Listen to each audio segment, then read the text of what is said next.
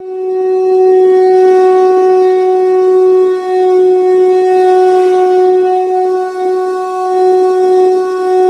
प्रिय मित्रों, मैं ज्योतिषकार कमल आप सबका हार्दिक अभिनंदन करता हूं आपके अपने इस प्यारे यूट्यूब चैनल एस्ट्रो कमल में। दोस्तों, आज हम एक ऐसी साधना पर बात कर रहे हैं जो आपने सुना होगा 5 मिनट में परी हाजिर होती है। मैं आपको एक ऐसी साधना बताता हूं जिसमें 5 मिनट में परी ही नहीं, 5 मिनट में परी के पापा मम्मी भी हाजिर हो जाते हैं। मतलब मुवक्किल भी आपसे मिलने आते हैं इस साधना में। जैसे जैसे आप साधना करते हो तो खुद परियां आपसे मिलने आती है, मुवक्किल आपसे मिलने आते हैं। जो देवी देवता होते हैं ना, उनके अलग नाम हो जाते हैं इस्लाम में और कोई खास फर्क नहीं आता, वो आपसे मिलने आते हैं, है ना। फ़कीर, सिद्ध फ़कीर जितने भी सूफी संत हुए हैं वो आपसे मिलने आते हैं। सिद्धता जिनमें थी और अपने जीवन में भी वो पूजे जाते थे और मरने के बाद भी पूजे जाते हैं, ऐसे फ़कीर भी आपसे मिलने आते हैं। जिन्नात आपसे मिलने आते हैं। जो देवता जिन्न होते हैं, अच्छे जिन्न होते हैं, जो वास्तव में मनुष्य के दोस्त होते हैं, वो सारे जिन्न भी आपसे एक एक करके मिलने आते हैं। ये ऐसी साधना है जिस साधना को कर लेने के बाद में आदमी देवताओं से संबंधित हो जाता है, कनेक्ट हो जाता है। और देवताओं से कनेक्ट होने से उसके अंदर इतनी सकारात्मक ऊर्जा भरने लगती है जिसके कारण से वो अपने आसपास भूत प्रेत पिशाच किसी को भी 2 मिनट में भगा सकता है। उसको कोई देर नहीं लगती, जाके खड़ा होने की देर है, भूत भाग गए। किसी का भी कोई भी काम हो, अड़ गया हो, खुद का अड़ गया हो या उसका अड़ गया हो, काम फंस गया हो, बात फंस गई हो, पैसा फंस गया हो, उसको कोई ज़्यादा देर नहीं लगती, सिर्फ इच्छा मात्र से उसके काम होने शुरू हो जाते हैं। इस साधना में क्योंकि अच्छी रूहानियत आपके पास आती है, अच्छे देवता आपके पास आते हैं, इसलिए साधना करने वाला आदमी अच्छा ही होना चाहिए।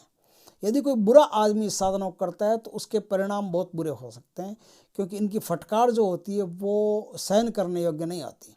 परियों की फटकार भी बहुत खतरनाक होती है, जिन्नों की तो उनसे भी खतरनाक होती है। तो ये जिनसे मिलने आते हैं वो आदमी अगर पहले से सदाचार वाला हो, अच्छा आचरण करने वाला हो, सद्पुरुष हो, तो ये साधना उसके लिए बहुत बेस्ट साधना है।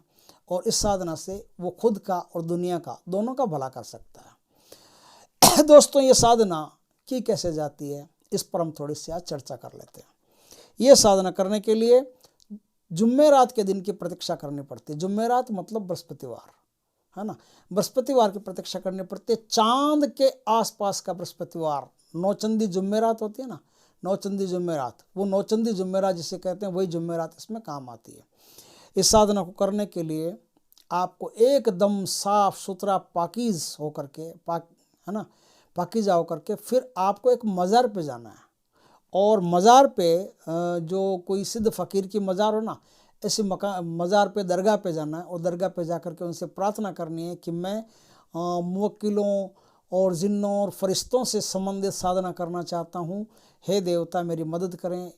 इस प्रकार से उनसे अच्छे अच्छे वाक्य कहें और वाक्य करने के बाद में अब आप आज की साधना वहीं शुरू करें।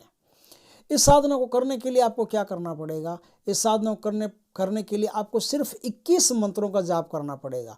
आपके पास सफ़ेद हकीक की माला हो, सफ़ेद हकीक की माला से 21 मंत्रों का जाप आपको करना पड़ेगा, सिर्फ 21 मंत्रों का। लेकिन पहले दिन जब आप जाओ तब आपको क्या करना पड़ेगा? 21 गुलाब के फूल ले जाने पड़ेंगे। इधर मंत्र पढ़ा, इधर गुलाब का फूल मज़ार पर चढ़ा दिया, इधर मंत्र पढ़ा, इधर गुलाब का फूल मज़ार पर चढ़ा दिया। इस प्रकार से 21 बार मंत्र को पढ़ते हुए 21 गुलाब के फूल आप मज़ार पर चढ़ाओगे। दूसरे दिन क्या करना है? जाना उसी समय सेम ही रहेगा, उसमें कोई फ़र्क नहीं रहेगा। आज आपने जिस समय पर साधना की, कल भी उसी समय पर साधना आपको करनी है। तो दूसरे दिन भी आप मज़ार पे जाओगे, उसी पे दरगाह पे जाओगे, जहाँ भी मज़ार हो, दरगाह हो, कुछ भी हो, वहाँ जाओगे। उसी आसन पे, जो सफ़ेद कलर का आसन आप ले जाओगे, उसी आसन पे आपको बैठना है। वज्रासन में बैठना है। वज्रासन में बैठ करके टोपी अगर आपके लगाई हुई हो तो सबसे बढ़िया, नहीं लगाई तो रुमाल बांध लेना। तो इस प्रकार से दूसरे दिन भी साधना करनी। लेकिन दूसरे दिन आपको अब क्या करना है? जैसे पहले दिन आपने क्या किया? पहले दिन ले गए गुलाब के फूल। अब आपको एक इत्रदानी ले जानी है, बाजार से पहले खरीद करके तैयार रखना इत्रदानी। उसमें इत्र भर लेना। पहले इत्र भर के एक मंत्र पढ़ा, एक बार मज़ार पे आपने इत्र छिड़क दिया, एक मंत्र, दूसरा मंत्र पढ़ा, फिर इत्र छिड़क दिया। इस प्रकार से 21 मंत्र आप पढ़ेंगे, 21 मंत्र पढ़ेंगे और 21 बार वो इत्र आप दरगाह पर छिड़क देंगे। तीसरे दिन भी आपको उसी समय जाना है, किसी प्रकार का कोई नागा नहीं करना, एकदम फिक्स टाइम पर जाना है, फिक्स टाइम पर अपना आसन लगाना है, फिक्स टाइम पर वज्रासन में बैठना है। टोपी लगी हो तो ठीक है, नहीं तो रुमाल बांध लेना है। और अब आपको तीसरे दिन क्या करना है, 21 अगरबत्तियाँ ले जानी है। साधना मंत्र पढ़ते जाओ और एक अगरबत्ती जलाते जाओ और मजार में रोपते जाओ। मंत्र पढ़ते जाओ, एक अगरबत्ती जलाते जाओ और मजार में रोपते जाओ। अगरबत्तियाँ बढ़िया स्टैंडर्ड लेना, ढंग की लेना। 21 अगरबत्तियाँ बढ़िया देख करके ले जाना। वो 21 अगरबत्तियाँ आप करोगे। चौथे दिन भी वहाँ जाना है, लेकिन चौथे दिन आपको अगरबत्तियों की कोई आवश्यकता नहीं। चौथे दिन आपको गुलाब के शरबत का एक प्याला ले जाना अपने पास। चाहे तो गुलाब का शरबत किसी शीशे में डाल करके ले जाना, प्याला वहीं भर लेना, आप वहीं भर करके चढ़ा देना। आपके मंत्र चलते रहेंगे, प्याला आपने चढ़ा दिया है मज़ार पे, वो सारा वो जो शरबत का प्याला होगा, शरबत का प्याला आप वहाँ चढ़ा देंगे। और अब 7 दिनों तक आपकी जो साधना है वो मज़ार में रहेगी, तो 7 दिनों तक गुलाब के शरबत का प्याला ही आपको चढ़ाना है। इस बात का ध्यान रखना है कि जो शरबत है वो बाज़ार से लाना नहीं है आपको खरीद के। ये यूट्यूब से देखो, नेट से देखो, या किसी गुरु से पूछो, या कोई शरबत बनाना जानता है उससे सीख लो। ये जो गुलाब का शरबत है अपने घर में बनाना है, क्योंकि इसकी पाकीज़गी की गारंटी होनी चाहिए। ये आगे बहुत काम आने वाला है। इसकी पाकीज़गी की गारंटी होनी चाहिए, इसलिए ये शरबत है वो आप अच्छी तरह से पहले बनाना सीख करके पूर्ण पवित्रता से अपने घर में ही बनाना। क्योंकि इस साधना में क्या होता है, मांस खाना, अंडे खाना, गुटखा बीड़ी पीना खाना, है ना, ये सब वर्जित रहते हैं। यहाँ तक कि नहीं, लहसुन, प्याज, मूली, हींग, ये सब चीज़ें भी वर्जित रहती है। चमड़े की कोई भी चीज़ जब तक आपकी साधना चल रही है आप पहन नहीं सकते। व्याभिचार नहीं कर सकते, जुआ नहीं खेल सकते। पराई स्त्री को माता बहन की दृष्टि से ही देखना है, माता बहन हो तो पिता भाई की दृष्टि से ही देखना है। आप किसी भी स्त्री या पुरुष को भोग या वासना की दृष्टि से नहीं देख सकते, क्योंकि ये साधना पूर्ण पवित्र शक्तियों की साधना है। इसलिए आपको भी पूर्ण पवित्र ही रहना पड़ेगा। जब तक साधना चलेगी झूठ नहीं बोलना, सच बोलना। उसके बाद तो आप बोल ही नहीं सकते झूठ, क्योंकि आपसे मिलने आने वाली चीज़ें ही ऐसी है जिनकी शक्तियाँ आपके भीतर दौड़ना शुरू कर देगी ना, तो फिर झूठ उठ का कोई काम ही नहीं, फिर तो एकदम सच्चा जीवन हो जाएगा, फरिश्ते का जीवन हो जाएगा आपका। तो इस प्रकार से आप इस साधना को पूर्ण पाकीज़गी से करेंगे। 7 दिन की साधना आपकी यहाँ हो गई। अब यहाँ से आप आशीर्वाद लेके उनका, जो पीर के मज़ार, जो पीर साहब है मज़ार के, उनका आशीर्वाद लेकर के कि मज़ार साहब अब मैं यह साधना 21 दिन तक अपने घर में करना चाहती हूँ या चाहता हूँ। अब आप मुझे आशीर्वाद दें कि ये जो रूहानियत है, जो शक्ति है, ये इनके मैं दर्शन कर सकूँ, इन देवी देवताओं के दर्शन कर सकूँ सबके, और इस साधना को मैं सकुशल संपूर्ण कर सकूं, इसलिए मुझे आशीर्वाद दे। तो 21 दिन के लिए अब आप रात्रि काल में जो आखिरी नमाज हो जाती है, आखिरी नमाज के पूर्ण हो जाने के बाद में फिर आप फरिश्तों की ये साधना करेंगे 9 बजे के आसपास। अगर घर वाले 9 बजे नहीं सोते हैं, लेट सोते हैं, थोड़ा लेट भी कर सकते हो, इसमें कोई दिक्कत वाली बात नहीं है, बस पवित्रता है। पश्चिम दिशा की तरफ मुंह रख करके घर में इस साधना को आपको करना पड़ता है। आपके सफ़ेद कपड़े रहेंगे, शरीर पर इत्र लगाया हुआ रहेगा, लोबान की धूप रहेगी, हकीक की माला रहेगी। उस माला से 21 मंत्र गिनने, ज़्यादा गिनने की आवश्यकता ही नहीं है। और हर बार आपको शरबत का प्याला देवता के सामने चढ़ा देना है, चाहे कोई सामने हो या नहीं, उनकी मूर्ति नहीं होती, तो ऐसे उनके नाम से शरबत का प्याला चढ़ा देना है। और एक दोने में आपको 4-5 बतासे हमेशा रख देने हैं। लोबान की धूप आपकी पूरी साधना में जलती रहेगी, इस बात का खास ख्याल रखें। धूप बंद नहीं होनी चाहिए, तो आपकी धूप जलती रहेगी, और कुछ ज़्यादा लंबा काम इसमें नहीं है। अब आप 21 दिन तक ये साधना करेंगे।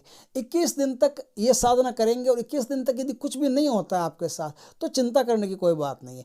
और 21 दिन इसी प्रकार से करने पड़ेंगे। फिर मज़ार पे जा करके देवता से प्रार्थना कर लेनी पड़ेगी, पीर साहब से, पीर साहब मुझ पर कृपा करो और ये साधना मेरी सफल करवाओ। फिर आपको 21 दिन साधना करनी पड़ेगी। 42 दिन आपकी साधना हो जाएगी। अगर 21 दिन में नहीं होता है प्रोग्राम तो 42 दिन में हो जाएगा, पक्का हो जाएगा, इसमें कोई दो राय नहीं। यदि आप सच्चे इंसान हैं, देवता आदमी हैं और हर प्रकार से परेशान हैं, तो आपकी साधना हो जाएगी, आपकी सारी परेशानियां देखते देखते गायब हो जाएगी। इस प्रकार से आप इस साधना को करके और अपना और दुनिया का दोनों का कल्याण कर सकते हो। आप एक शक्ति बन सकते हो, और शक्ति हमेशा ही भारी होती है, और भारी चीज़ हमेशा विनम्रता पूर्वक चलती है। क्योंकि लक्ष्मण जी कहते हैं ना, फल वाला तरु जब फलता है नीचे को झुकता जाता है। राधेश्याम रामायण का है। लक्ष्मण जी कहते हैं कि जिस पेड़ में फल ज़्यादा उग जाते हैं ना, तो हे मेघनाथ, वो जो पेड़ होता है ना, वो नीचे की तरफ झुकाव बढ़ जाता है उसका। जिस आदमी में ज़्यादा शक्तियाँ पैदा हो जाती है, उस आदमी के चेहरे पर मुस्कान तो रहती ही रहती है, उसके साथ साथ उसके शब्दों में विनम्रता भी रहती है, उसके दिल में दयालुता भी रहती है, वो निरंकारी हो जाता है। जितनी शक्तियाँ अंदर पैदा होगी उतना ही अहंकार कम होगा। इस बात का खास ख्याल रखें। जितने अहंकारी आदमी होते हैं उतने ही वो कमज़ोर होते हैं, उनमें शक्तियाँ वक्तियाँ कुछ नहीं होती, सिर्फ बातें होती हैं लंबी लंबी। तो हे मेघनाथ, इस प्रकार से जिसमें शक्ति होती है वो बोलता नहीं, वो काम करता है, अच्छे अच्छे कर्म करता है। कोई उसको कुछ कह भी दे तो उसे कोई फर्क नहीं पड़ता, क्योंकि वो सामने वाले को बेवकूफ़ समझ करके छोड़ करके निकल जाता है, वो परवाह नहीं करता ज़्यादा। इस प्रकार से जिसमें शक्ति होगी वो दूसरों का आराम से भला कर सकता है, क्योंकि खुद का ही भला करने की शक्ति नहीं होगी तो दूसरों का क्या खाक करेगा। खुद में शक्तियाँ पैदा होगी, रूहानियत पैदा होगी, ऐसे देवी देवताओं से मुलाकात होगी तो उसको बहुत सारा ज्ञान होगा, बहुत सारी चीज़ें उसके पास रहेगी, तो वो किसी का भी कभी भी भला कर सकता है। भला करने के लिए कोई आदमी साधना को करना चाहता है, जगत कल्याण के लिए कोई आदमी साधना करना चाहता है, तो अवश्य इस साधना को करना बहुत ही उत्तम कोटि की साधना है। ये नबी की शक्तिशाली साधना है। नबी की शक्तिशाली साधना के नाम से ये साधना विख्यात है, जानी जाती है। तो इस साधना में जो मंत्र काम आएगा वो मंत्र हम आपको बता देते हैं। बिल्कुल सरल मंत्र है, आप उस मंत्र का जाप करके इस साधना को संपन्न कर सकते हैं। मंत्र है दोस्तों, ओम महकूब, कूब मह, क्या है, महकूब, कूब मह, विमल मह, बड़ी मढ़ी के चार देव कौन, बड़ी मढ़ी के चार देव कौन, अहंकार महंकार मोहम्मदावीर ताइया सिलार, अहंकार महंकार मोहम्मदावीर ताइया सिलार, बजाऊं ख्वाजा मुअय्युद्दीन तुम्हारी खुशबोई में चढ़ी कमान, सुलेमान परी लंक परी को हुक्म कीजे कौन कौन परी, शाह परी सब्ज परी हूर परी, अस्कुर्स की बीवी फातिमा, अस्कुर्स की बीवी फातिमा, कीली झिली आईना पाना फल आए लेना। इसमें जो झिली नाम आया है ना, ये जल्ली देवी है। ये इस्लाम में बहुत उत्तम साधना है। कभी मौका मिलेगा तो मैं इस जल्ली देवी की साधना को स्पष्ट बहुत अच्छे तरीके से आपको बताने की कोशिश करूंगा। बहुत टॉप साधना है ना। तो इसमें क्या कहा गया है कि कीली झीली आईना पाना फल आए लेना, सवा शेर शरबत का प्याला आप ले आप हाजिर होना, सवा शेर शरबत का प्याला आप ले आप हाजिर होना, पीर मुहिमुद्दीन, पीर मुहिमुद्दीन मखदूम जहानी या शेख शरफ अहिया पठाना, आप हाजिर न हो तो रोज़े क़यामत के दामनगीर होऊंगा।